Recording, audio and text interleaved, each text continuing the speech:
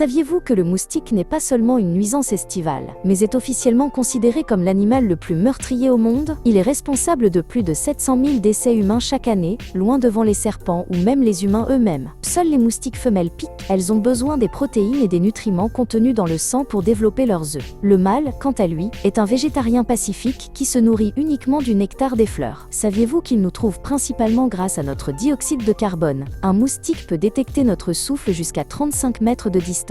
Une fois à proximité, il utilise sa vision thermique pour localiser les zones chaudes et riches en vaisseaux sanguins. Saviez-vous que la morsure est en réalité une chirurgie? La trompe, proboscis, est une gaine complexe contenant 6 aiguilles, stylets. 2 stylets coupent la peau, 2 maintiennent les tissus ouverts et les 2 autres forment une paille pour sucer et injecter de la salive. Le bourdonnement agaçant que vous entendez provient du battement ultra rapide de leurs ailes. Leurs ailes peuvent battre jusqu'à 1000 fois par seconde, ce qui est l'un des rythmes les plus rapides du règne animal. Cette fréquence élevée produit une tonalité reconnaissable. Saviez-vous qu'il existe environ 3500 espèces de moustiques dans le monde? Parmi elles, moins de 200 sont considérées comme dangereuses pour l'homme. La plupart des moustiques vivent moins de 2 mois, mais leur cycle de reproduction est si rapide qu'ils peuvent prospérer rapidement. Le moustique est la seule espèce vectrice de maladies aussi variées et dévastatrices que le paludisme, la dengue, le chikungunya, la fièvre jaune et le virus Zika. C'est la salive qu'il injecte qui transmet le parasite ou le virus au flux sanguin de l'hôte. L'histoire du moustique remonte à environ 226 millions d'années. Des spécimens fossilisés ont été trouvés conservés dans de l'ambre, prouvant leur présence bien avant l'existence des humains. Ils ont donc eu tout le temps d'adapter et de perfectionner leurs méthodes. L'eau stagnante n'a pas besoin d'être un étang. Les moustiques Aedes, ceux qui transmettent la dengue et le Zika,